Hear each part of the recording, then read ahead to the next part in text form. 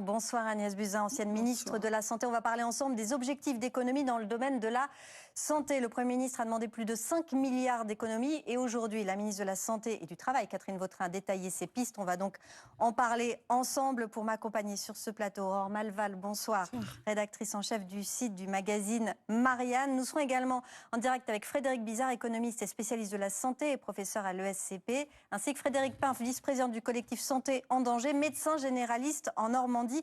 Merci à vous. Agnès Buzyn, je vais commencer par une des mesures emblématiques, la volonté de durcir les arrêts maladie en limitant le tout premier arrêt de maladie à 15 jours en médecine de ville. À votre avis, c'est efficace ? Alors, je ne sais pas si ça sera efficace, mais ce qui est clair, c'est que cela fait des années que nous cherchons à réduire la progression des arrêts maladie, car ils progressent plus vite que l'état de maladie de la population générale. Donc on a la sensation que, bien que les gens vieillissent et que bien qu'il y ait plus de personnes malades, la dynamique des arrêts maladie est déconnectée, en fait, de l'état réel de santé de la population. Donc il y a absolument besoin de freiner aujourd'hui cette progression qui est absolument incroyable depuis une dizaine d'années. Donc je comprends que ce soit une piste d'économie réelle. Est-ce que limiter à 15 jours va être utile ? Probablement, parce que ce qu'a découvert l'assurance maladie, c'est que la progression concerne essentiellement des gens qui n'ont pas de maladie chronique, c'est-à-dire des gens qui ont des maladies courantes. Et or, il n'y a pas une grande épidémie de grippe, on est loin de l'épidémie de Covid qui justifie des arrêts maladie.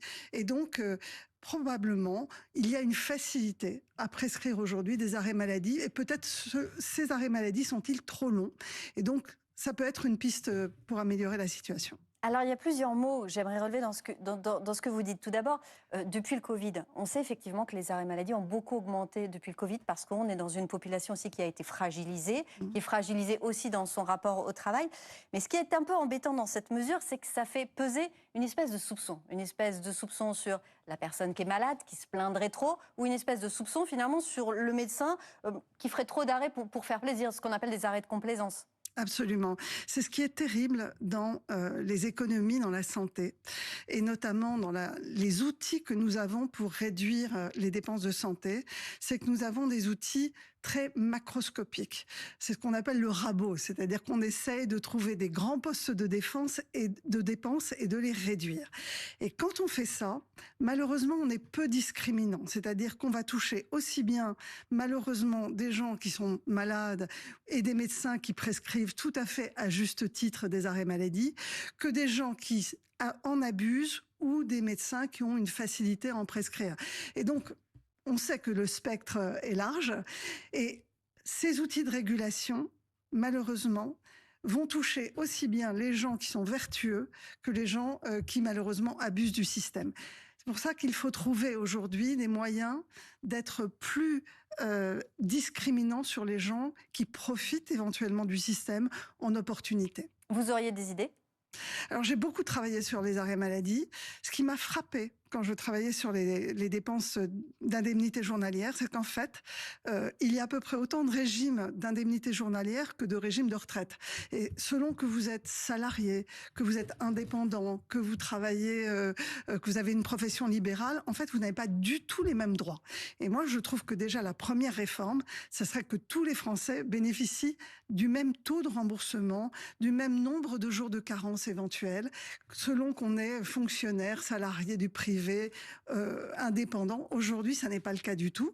Et quand vous êtes indépendant, votre régime est beaucoup moins favorable qu'un régime d'un salarié dont l'entreprise va en partie régler les jours de carence. Frédéric Pin, je le rappelle, vous êtes médecin généraliste en Normandie, vice-président du collectif Santé en danger. Merci d'être en direct. Vous en pensez quoi de cette mesure, on va dire, emblématique de durcir les arrêts maladie en limitant le tout premier arrêt de travail à 15 jours en médecine de ville? Vous le prenez personnellement? Alors oui, je le prends personnellement. Ce qui est embêtant, on n'est pas du tout sûr de l'efficacité. Je veux bien entendre que ça soit déconnecté, qu'il y ait un sentiment que ça soit déconnecté de l'état réel de la maladie des Français. Mais ce qu'il faut voir aussi, il faudrait peut-être s'attaquer aux causes et pourquoi on en est arrivé là. Effectivement, il y a peut-être des arrêts qui sont trop longs, mais on va prendre un exemple tout simple, les troubles musculo-squelettiques. il y a une vingtaine d'années, moi, quand je me suis installé, il y a plus de 20 ans, en fait, on avait accès à des moyens d'imagerie, aux rhumatologues très rapidement. Maintenant, le problème, c'est que les délais d'imagerie sont très très longs, les délais d'accès aux spécialistes sont très très longs, et pendant ce temps-là, les patients ne peuvent pas être traités. Et donc, en fait, ça, de facto, ça prolonge leurs arrêts de travail. Donc, typiquement, je pense que là aussi, c'est une cause, c'est qu'en fait, il y a des causes qui sont indépendantes du médecin et que nous, on n'a pas la solution, en fait. On est bien obligé, on ne peut pas remettre les gens au travail si leur épaule ou leur coude ou leur genou n'a pas été soigné. Il y a ça qui rentre en ligne de compte. Je pense que ça c'est un facteur très important dans l'allongement des arrêts de travail. Restez avec nous, Frédéric Pain. Agnès Buzyn, vous entendez cette justification? Oui, je trouve que... C'est la question du maillage, hein, toujours aussi. Oui, mais l'argument que donne le docteur Pain est tout à fait valide et il y a certainement des situations qui expliquent cet allongement des durées d'arrêt de travail. Il y a aussi quand même, et nous le savons tous, et je pense que le docteur Pain le sait aussi, des confrères, parce que je suis médecin aussi, qui prescrivent assez facilement parce que ça leur permet aussi de ne pas être en négociation avec des patients qui sont aussi de plus en plus agressifs et qui vous disent en face, mais si vous ne me prescrivez pas un arrêt de travail, moi je vais faire une téléconsultation ou bien aller voir votre confrère, etc. Donc en fait, tous les cas de figure existent, et ce que raconte Monsieur Pain, évidemment, et c'est cette difficulté-là, c'est-à-dire d'essayer de ne pas punir ceux qui doivent réellement être en arrêt, mais aussi d'éviter des abus qui existent aussi. Aurore Malval. Effectivement, aujourd'hui, en tout cas, quand les Français sont régulièrement interrogés, 9 Français sur 10 disent qu'ils ont rencontré des problèmes dans leur accès aux soins. Donc, on sent que cette question, elle est très douloureuse aussi pour les Français. Je voulais vous lire ce que votre collègue, enfin, qui a été aussi ministre de la Santé, Aurélien Rousseau, dit. Il dit un ONDAM. Donc, l'ONDAM, c'est l'objectif national de dépenses de l'assurance maladie. Un ONDAM inférieur à 2%. Je ne peux pas croire que la ministre défende cela. Donc, il parle de Madame Vautrin. Ce serait un désastre pour la santé en ville comme à l'hôpital. Si quelqu'un à Bercy ou à Matignon croit ce chiffre crédible, c'est très inquiétant. Est-ce que vous êtes d'accord? Non, pas du tout. Je ne suis pas du tout d'accord, mais je voudrais expliquer pourquoi. Allez-y. Il faut que les Français le comprennent, et peut-être nos collègues aussi, parce que je crois qu'avant d'avoir été ministre, j'étais médecin et je n'avais pas cette vision macroscopique du système. Nous dépensons chaque année à peu près 12% de notre PIB, de notre richesse nationale, pour la santé. Nous sommes le 3e pays au monde en termes de dépenses de santé. Il n'y a que 2 pays au monde qui dépensent plus que nous. Ce sont l'Allemagne et les États-Unis. La moyenne des pays de l'OCDE, c'est 9,9%. Donc nous dépensons beaucoup plus que la moyenne des pays les plus riches de la planète. Et nous augmentons ces dépenses de l'ordre de 3% par an, voire 4%. Nos besoins liés au vieillissement seraient de 3 à 4% par an. Ça veut dire que dans 10 ans, à ce rythme-là, nous dépenserons 20% de notre richesse nationale pour la santé. C'est un choix politique que nous devons faire tous en tant que citoyens. Est-ce que nous mettons l'argent dans la santé? Est-ce que nous la mettons dans la défense, dans l'éducation, dans la justice? Mais en fait, est-ce qu'on peut se le permettre? 20% du PIB dans la santé à échéance de quelques années, à force d'augmenter chaque année. Donc, on a 2 choix. Soit on contraint les dépenses pour se retrouver dans la moyenne des pays de l'OCDE, 9-10%. Enfin, en tous les cas, ne pas augmenter aussi vite que ça augmente actuellement. Soit nous sommes plus riches, nous produisons plus, nous travaillons globalement plus et notre PIB augmente. Moi, je crois aujourd'hui que nous ne pouvons plus nous permettre d'avoir sur le long terme des dépenses de santé qui augmentent plus vite que la richesse nationale parce que ça veut dire moins d'argent pour d'autres secteurs. Là où ça interroge, c'est que vous nous dites qu'on fait partie des pays qui dépensent le plus pour notre santé. J'ai envie de vous dire, ça se voit pas. Ça se voit pas dans nos hôpitaux. Ça se voit pas spécialement dans les EHPAD, ça se voit pas aux urgences. Quand on prend les professions les unes après les autres, ça se voit pas dans le traitement de la santé mentale, qui est le parent pauvre de l'hôpital qui déjà crie famine. Ça ne se voit pas spécialement. Alors, ça ne se voit pas parce qu'on se compare pas souvent. Il se trouve que j'ai travaillé 2 ans à l'Organisation mondiale de la santé, donc j'ai pu voir l'état de santé des populations du monde. On a quand même un allongement de la durée de vie des Français et une durée de vie moyenne des Français qui est très élevée. Dans les meilleurs au monde. On a certes beaucoup de gens qui ont des maladies chroniques parce qu'on est très mauvais en prévention, mais quand on est malade, on est bien soigné, donc on vit longtemps. Donc, alors, ça n'est pas tout à fait vrai. Et sur la santé mentale, c'est un problème mondial. Il n'y a pas assez de psychiatres dans le monde. On a une explosion des problèmes de santé mentale partout dans le monde. Et pas depuis seulement le Covid, contrairement à ce qu'on dit souvent, mais depuis le début des années 2000. Alors, est-ce que c'est lié à l'environnement, au changement climatique, à l'alimentation, au stress? Je ne peux pas vous dire, mais en réalité, ces problèmes de santé mentale sont mondiaux. Donc, on n'est pas si mal loti. Là où on est vraiment mauvais, c'est en prévention, avec un nombre de malades chroniques qui atteint aujourd'hui près de 14 millions des Français qui sont en affection longue durée. Et ça, c'est absolument énorme. On va aller voir Frédéric Bizard. Bonsoir, vous êtes économiste spécialiste de la santé. Merci d'être en direct avec nous. Vous avez entendu notre conversation, donc 5 milliards d'économies. Et parmi les pistes, cette mesure emblématique, celle de durcir les arrêts maladie en limitant le premier arrêt de travail à 15 jours de médecine de ville. Vous en pensez quoi? C'est une mesure efficace? Non, mais j'en pense qu'on discute du sexe des anges quand on discute les indemnités journalières. Enfin, il faut vraiment être très très loin de la compréhension et de l'état des lieux de notre système de santé pour penser qu'il suffit de raboter sur les indemnités journalières pour que notre système de santé aille mieux demain. Juste 2 points rapides avant qu'on voit la question des indemnités journalières. J'ai lu l'article dans Le Monde de la ministre de la Santé et je n'ai rien trouvé sur le système de santé. J'ai strictement rien trouvé sur l'avenir du système de santé, sur les réformes à faire pour que notre système de santé sorte de la crise dans laquelle il est aujourd'hui. Vous voyez comment est-ce qu'on développe en effet une politique de prévention qui est absolument vitale dans une société qui vieillit comme elle n'a jamais vieilli et qui vieillit en mauvaise santé. Comment on fait pour organiser les parcours de soins des patients chroniques, puisque c'est principalement de la pathologie chronique aujourd'hui et ça ne se soigne pas sur le plan du modèle de la même façon que les pathologies aiguës. Vous voyez, comme ça, je peux vous faire une liste de réformes absolument indispensables. Donc ça, on met de côté, on n'en parle pas.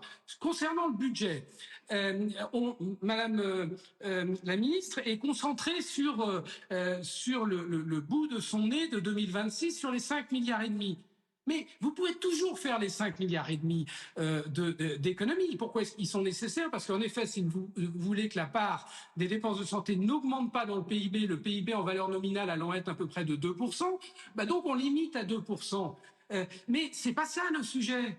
Le sujet, c'est de rétablir la trajectoire budgétaire à 3 à 5 ans pour sortir de l'impasse dans laquelle on est sur le plan budgétaire avec 15 milliards de déficit structurel juste pour la branche santé qui menace la viabilité de toute la sécurité sociale puisqu'on va avoir des déficits entre 20 et 25 milliards structurels à partir de l'année prochaine et ce n'est pas tenable. Donc Frédéric Bizard, vous proposez quoi? Très concrètement, vous seriez aux manettes, vous proposeriez quoi? D'abord, je propose, puisque j'ai travaillé sur la réforme du système de santé, ça a été un système de santé qui développe une politique de prévention. Tout est prêt pour le faire. Des contrats thérapeutiques pour les patients de façon à ce qu'il y ait un vrai suivi et qu'on décloisonne à partir de création de territoires de santé uniques. C'est-à-dire que vous sortez du cloisonnement hôpital-ville de façon à avoir un suivi à partir du patient.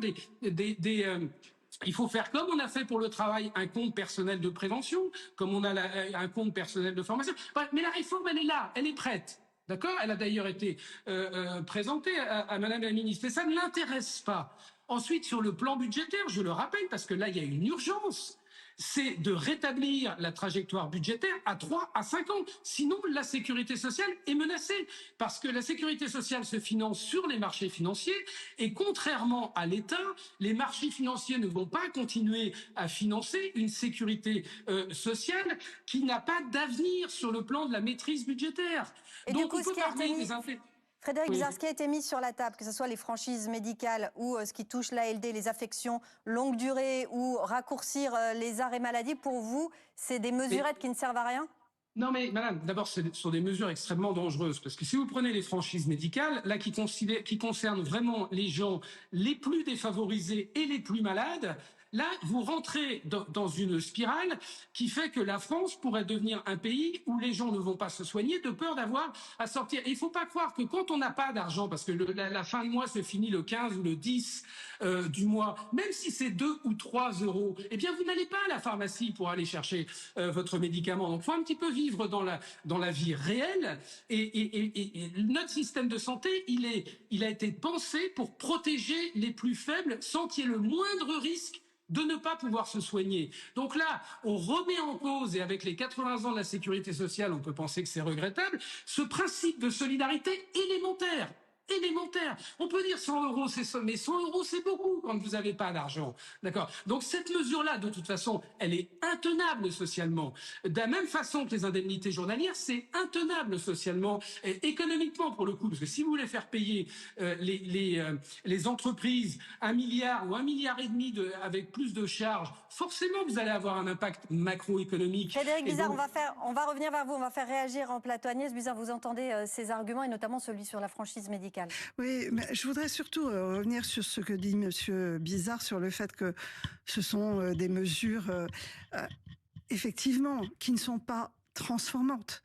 Ce sont des mesures que prend un gouvernement qui n'a pas de majorité, qui ne peut pas faire passer un texte de loi, parce que pour transformer le système, et il y a des pistes évidemment de transformation, on avait commencé en 2019, mais je pense que aujourd'hui, devant l'absence de majorité et l'absence de capacité à passer un texte de loi, surtout très transformant, pour justement réduire un peu ces dépenses de santé, puisque nous dépensons beaucoup, mais assez mal.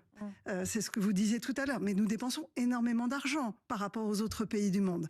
Donc, il faut qu'on arrive à dépenser autant, mais que ce soit beaucoup plus efficace qualitativement. Et ça demande des transformations profondes. Ça n'est pas évidemment ce que fait le PLFSS, c'est-à-dire le budget, le projet de loi de budget de la sécurité sociale qu'a présenté Madame Vautrin, parce qu'elle n'en a pas les moyens. Politique, j'entends. Donc, c'est ce qu'on fait quand on est pris par l'urgence et quand on est pris par un besoin de réduire un déficit. On fait des mesures macroscopiques, là où ça rapporte plus d'argent. Elles font du mal. Elles peuvent faire du mal, notamment aux gens les plus pauvres. En gros, ce qu'on dit, c'est qu'elles rapportent pas suffisamment pour que ça soit pérenne et ça coûte beaucoup aux gens qui les subissent. C'est ce que vous disiez au début, en fait. Ça fait mal. Ça rapporte, ça permet de réduire un peu, parce qu'en réalité, ce qu'on n'a pas dit non plus aux Français, c'est que le Ségur de la santé, c'est-à-dire l'augmentation de salaire des personnels hospitaliers en 2020 après le Covid, pour leur rendre quelque part hommage, une façon de les respecter pour ce qu'ils avaient fait, ce Ségur de la santé nous coûte aujourd'hui 13 milliards d'euros par an, et ça creuse le déficit, et ça n'a jamais été financé. C'est-à-dire qu'on n'a pas mis en face de ça des recettes supplémentaires. Et donc, une grande partie du déficit aujourd'hui part dans les salaires. Donc, je crois qu'il y a besoin de réformes structurantes, comme le dit Monsieur Bizard. Moi, je pense que ça passe notamment par un changement radical des modes de financement des professionnels des hôpitaux. D'abord pour que la ville et l'hôpital travaillent mieux ensemble, pour qu'il y ait des financements très incitatifs à faire des actions de santé publique, des actions de prévention pour les médecins notamment, pour qu'on ouvre plus le nombre de plages horaires pour augmenter l'accès aux soins, par exemple. Tout ça, ça pourrait être des rémunérations forfaitaires. Donc, mais ça nécessite des textes de loi, des négociations syndicales et aujourd'hui, une majorité aussi. Et une majorité. Il y a quelque chose qui revient souvent quand on discute avec des professionnels, et d'ailleurs on voit que c'est pas une idée qui sur d'autres plans est totalement absente du gouvernement, hein, faire des économies sur ces strates, ces millefeuilles administratifs. La question des ARS, pourquoi elle n'est pas posée alors que de nombreux spécialistes disent que ces agences régionales de santé ne sont pas assez proches du terrain pour faire remonter des besoins, et en même temps participent à une lourdeur bureaucratique qui coûte cher, enfin qui représente un coût. Oui, alors on peut toujours essayer de supprimer des agences. En réalité, sincèrement, c'est l'épaisseur du trait par rapport aux 250 milliards de la sécurité sociale. On n'est même pas dans quand le on fait milliard. des petites mesurettes qui touchent les Français, pourquoi ne pas les chercher aussi un petit peu ici? Oui, on peut toujours faire des progrès sur la bureaucratie. Elles ont été créées pour une bonne raison, c'est-à-dire vraiment avoir une vision plus territoriale, justement pour ne pas appliquer de Paris les mêmes recettes partout. Malheureusement, la loi NOTRe, alors c'est un peu technique, mais la loi qui a créé les grandes régions a fait que alors qu'on avait une multitude d'ARS qui étaient bien réparties sur le territoire, on les a rassemblées, donc elles sont plus loin du terrain. C'est depuis la loi sur les grandes régions.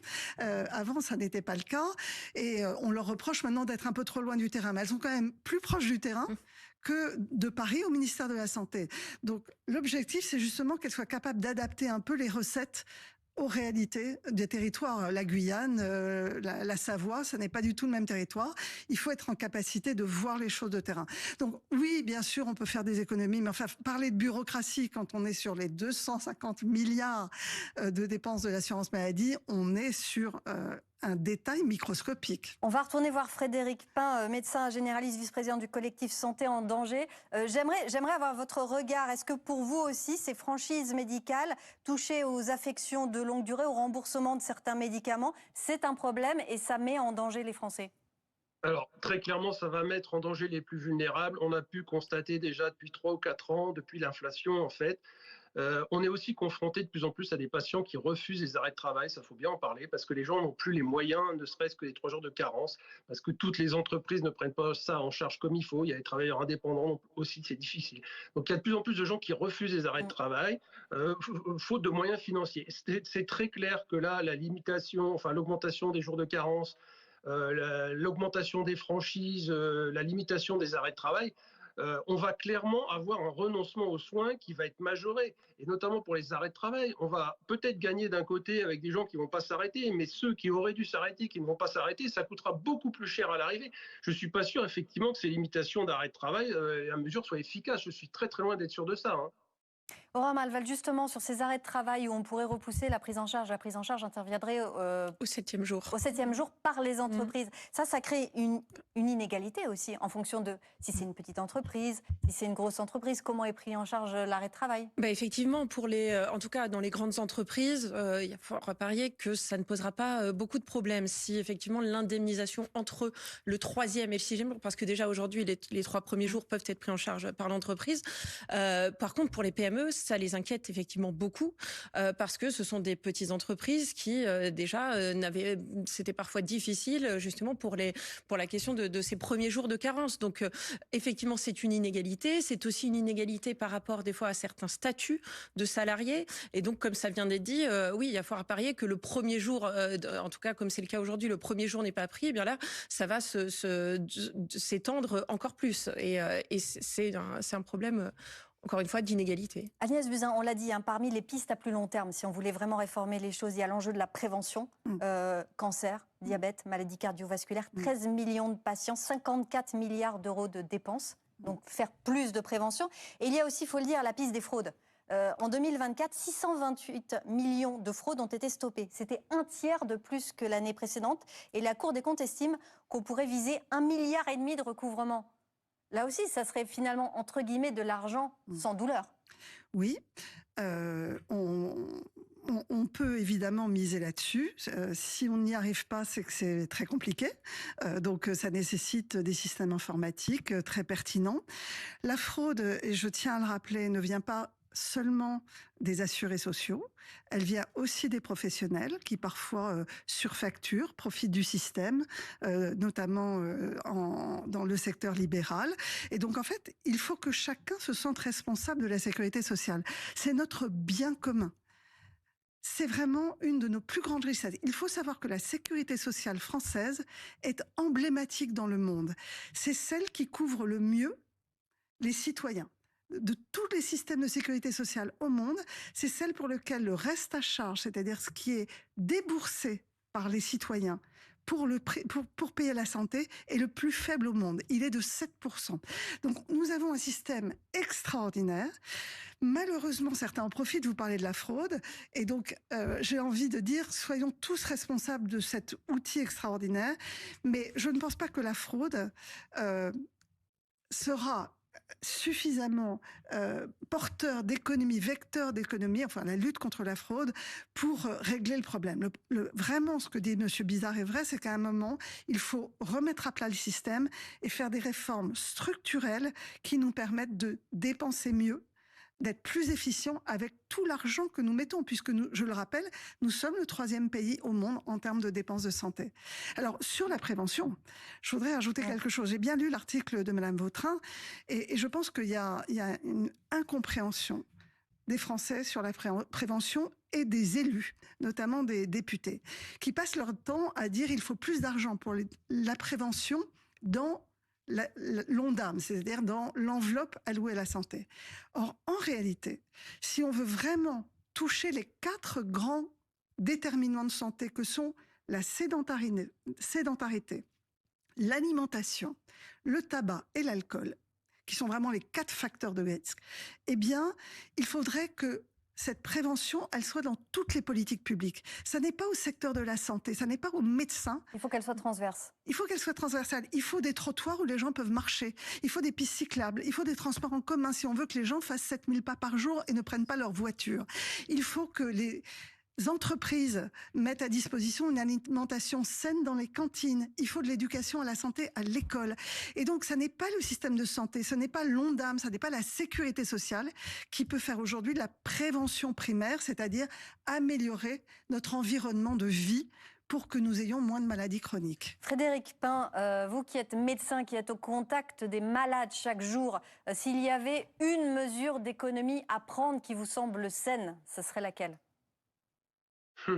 C'est difficile à dire parce que moi, depuis que je suis installé, j'ai l'impression d'avoir toujours vécu sous le joug des injonctions des ministères et de la CNAM.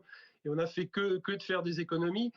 Mais faire des économies, c'est sûrement pas. Je pense que le problème, c'est sûrement pas en culpabilisant les patients, les médecins, les soignants hospitaliers. Quand j'entends que le déficit, il est dans les salaires. Enfin, tout est culpabilisant. Donc ça c'est déjà pas la solution.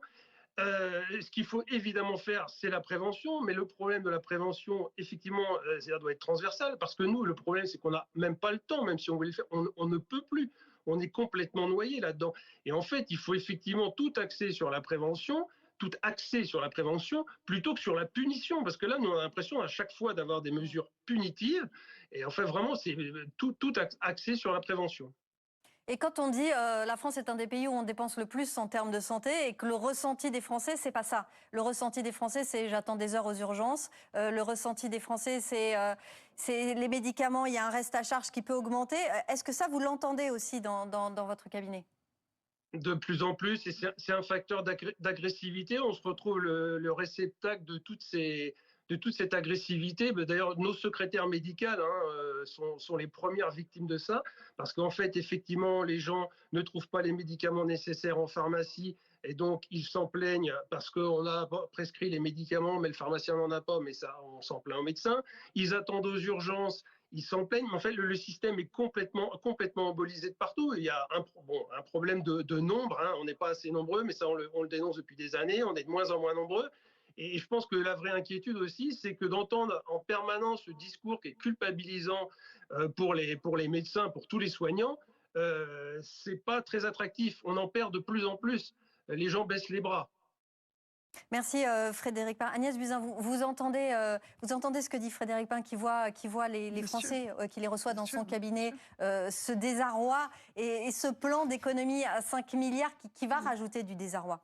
Mais bien sûr, et puis vous savez, toute ma famille est médecin, mes enfants, enfin, on travaille tous dans le monde médical, à l'hôpital, donc je sais tout cela évidemment. Je pense que c'est pas du tout culpabilisant. Ce que j'ai dit tout à l'heure, c'est pas pour culpabiliser sur le déficit ou les salaires du Ségur, pas du tout. C'est simplement expliquer. Je cherche à expliquer le problème pour que tous ensemble, on comprenne où est-ce qu'il y a des pistes d'amélioration. Il y a des pistes d'amélioration dans les parcours de soins. Ils sont trop erratique, c'est-à-dire que les malades vont d'un professionnel à l'autre, le dossier médical n'est pas forcément à jour, les examens sont refaits, tout ça on le sait, ça fait des années que nous n'arrivons pas à avoir les outils numériques qui nous permettent d'avoir une fluidité, d'éviter des des doublons. Il y a la façon dont les uns et les autres sont rémunérés. Je pense qu'on pourrait faire mieux. On pourrait très bien rémunérer les médecins, mais en rendant le système plus efficient, pas du tout en faisant des économies. Il y a des disparités aussi dans les rémunérations des professionnels. Elle en parle, Madame Vautrin, dans l'article. Il y a des spécialités qui sont surrémunérées avec l'argent de nos cotisations sociales et des spécialités comme les médecins généralistes ou les pédiatres ou les gériatres qui sont sous-rémunérés. Et donc, il faut remettre à plat le système. C'est absolument indispensable. Ça nécessite une réforme d'ampleur. Ça nécessite une majorité. Ça nécessite une vision. Et je crains malheureusement que dans les 2 ans qui viennent, on ne soit capable de faire que du rabot tel que ça nous est présenté là, parce que nous n'avons pas d'autres leviers, pas d'autres outils pour préserver notre sécurité sociale. Merci beaucoup Agnès Buzyn d'être venue sur ce plateau. Merci Aurore Malval et merci à Frédéric Bizard et Frédéric Pain qui étaient en direct avec nous.